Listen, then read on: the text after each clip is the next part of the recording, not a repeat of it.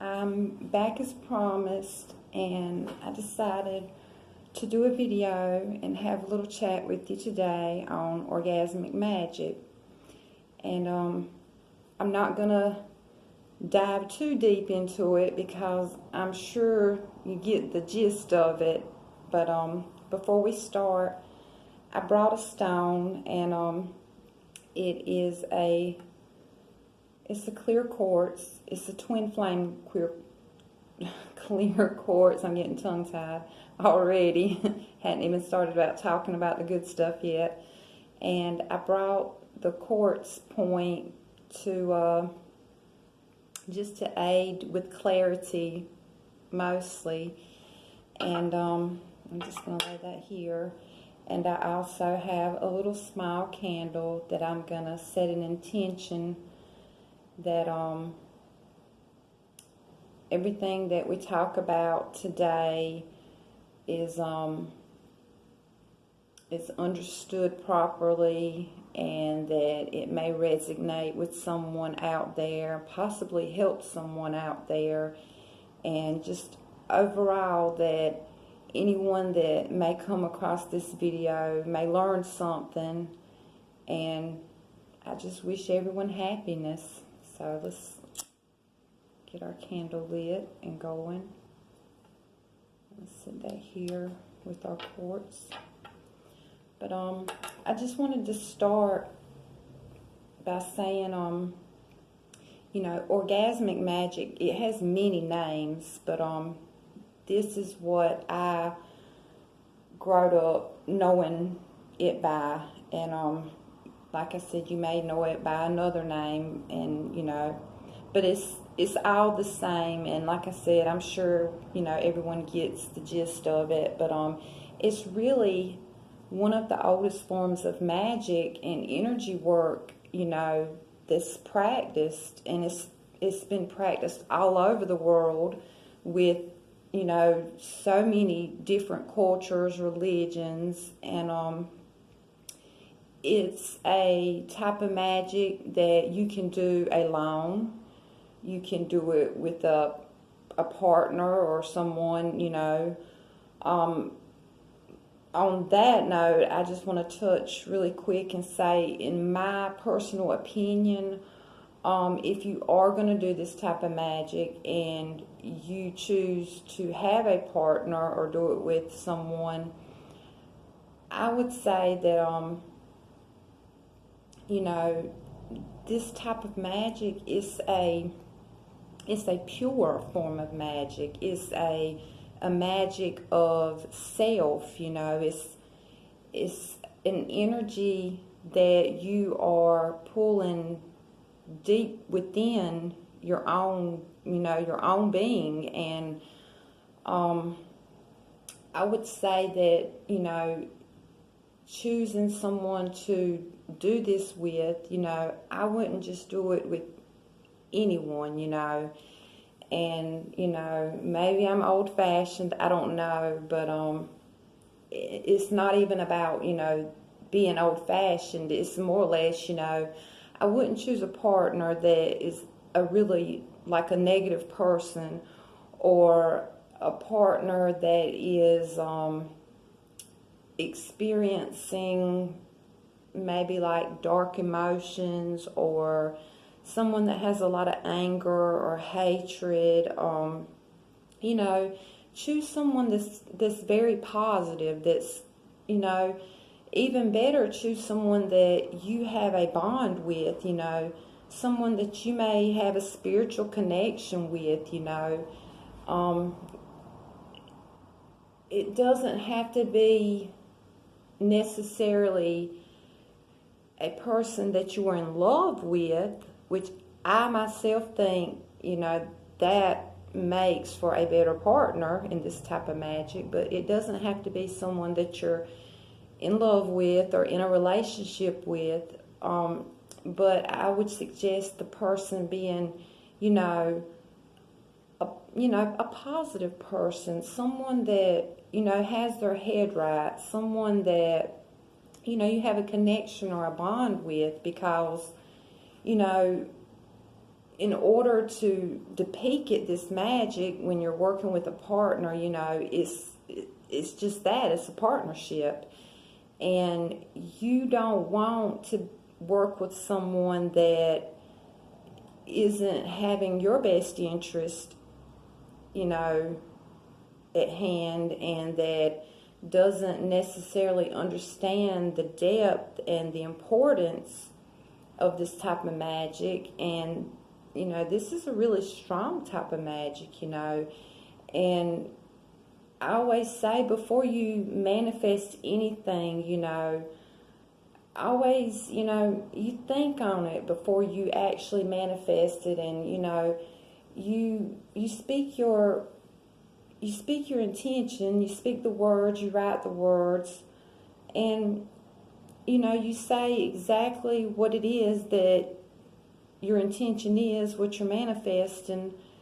And you know, choose your words carefully.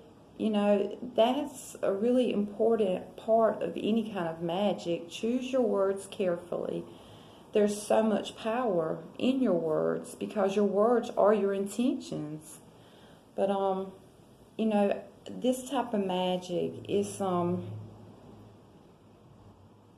it will provide you with courage, and it will provide you with strength, and overall openness of your spiritual self, you know.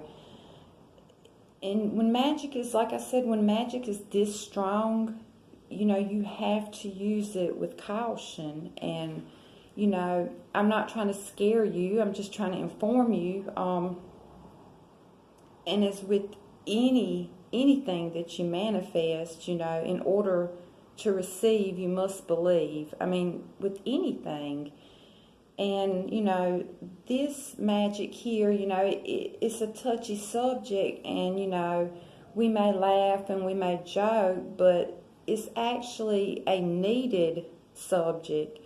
And, you know, I think if more of us that, you know, call ourselves pagans or witches, or, you know, are practicing a spiritual type of, you know, belief, if we would speak more on this, there would be a better understanding of this magic, and it would be used more carefully, and it could be used to the best of, you know, everyone's advantage. And, you know, with any ritual or spell or anything that you're doing, you know, set the mood, you know.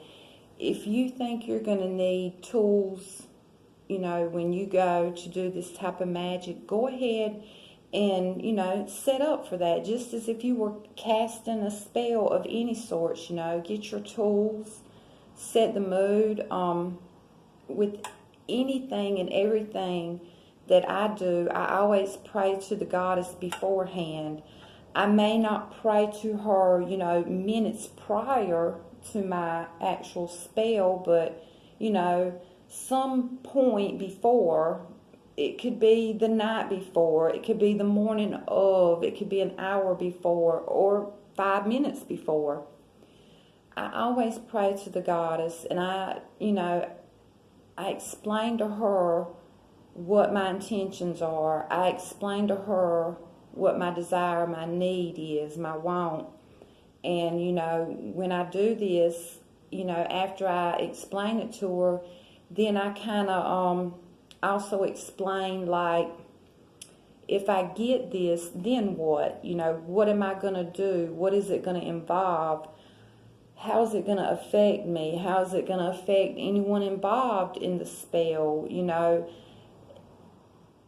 spell work is not just, you know, something you see on YouTube that's, you know, just fun and games. Spell work is real, and spell work is serious. I mean, like I said, all it takes to manifest is to believe in something. And whether you believe in something good, something bad, you know, that's your choice. And then I know there's the space in between, the gray space, and I hang out in that space all the time. I think we're all, you know, guilty of being gray witches, and there's nothing wrong with that, because, you know, there is a healthy balance needed to maintain, you know, whether it's a darker path or a path of light. You know, balance is everything. You know, it doesn't matter what you're doing or how you do it. You know, you need to maintain balance is important with any aspect in your life. But back to the orgasmic magic, you know, it's just like any other spell or magic that you work. It's the only difference is the way that you go about working the magic and the strength of the magic. I can't, you know, stress enough that this is a very, very strong type of magic. This is a very, very strong energy. And, you know, we all know what this magic consists of. You know, we're not kids. We all know what it consists of.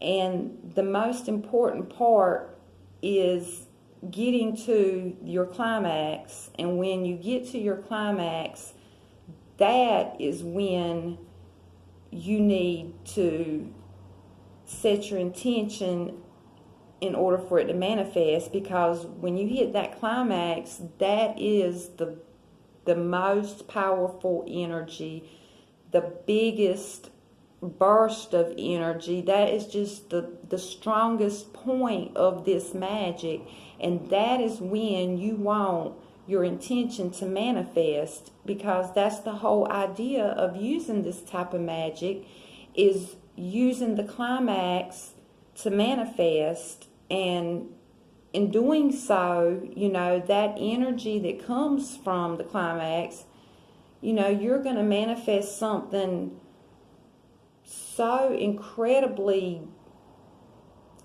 explosive, I guess, for a lack of a better word. And, you know, it's really one of the, I won't say the best types of magic, but I guess a lot of us would agree is the best. But it is a very, very strong and powerful type of magic. And, you know, if you break it down into the scientific part of climaxing, you know, your heart is the main part of you that is involved in climaxing, is your heart. And if you think about it, the main thing in you when you are working magic is your heart, you know, to manifest, to, you know, you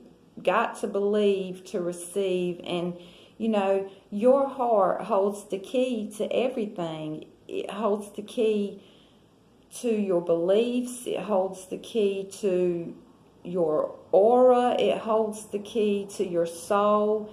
You know, love comes from the heart. You know, strength comes from the heart. Your inner magic, your inner intentions, your manifesting intentions, your energy, you know, it's all from the heart. So if you stop and think about it, this, you know, scientifically, when you climax, it's from the heart. You know, the heart is a muscle and it's constricting, and that's what's taking place in order for you to climax. And just when you work your magic, it's coming from the heart. So that right there should tell you this is, you know, one of the strongest forms of magic. And I think this is a type of magic we shouldn't be scared of, because, you know, at some point we all should try it. And I tried it in my early 20s, you know, and I had some success with the intention I was manifesting. But, you know, in our 20s, we have courage, you know, but now, later in life, I'm in my 40s, and I have tried it again, and I've had even better results with it. But, you know, in your 40s comes knowledge. So we go through stages, and I think if you are at a point in your life and you feel as if you're looking for something to help you manifest your intentions, something that, you know, can give you strength and courage and knowledge and, you know, overall oneness with your spiritual self, you should consider trying Orgasmic Magic. And, you know, like I said, you can do it alone or with a partner. I suggest alone because that's the safest route, but, you know, everyone wants to experience it with a partner, and I totally get it. So, like I say, if you do choose to have a partner, choose wisely. And there's just so much, you know, that I would like to say and that needs to be said. So I'm thinking maybe we need a part 2. And but this'll be it for today. And I hope you come back, and wish you all happiness. And like I always say, in order to receive, you just got to believe. So come back for our part 2 of Orgasmic Magic, and I'll see you later.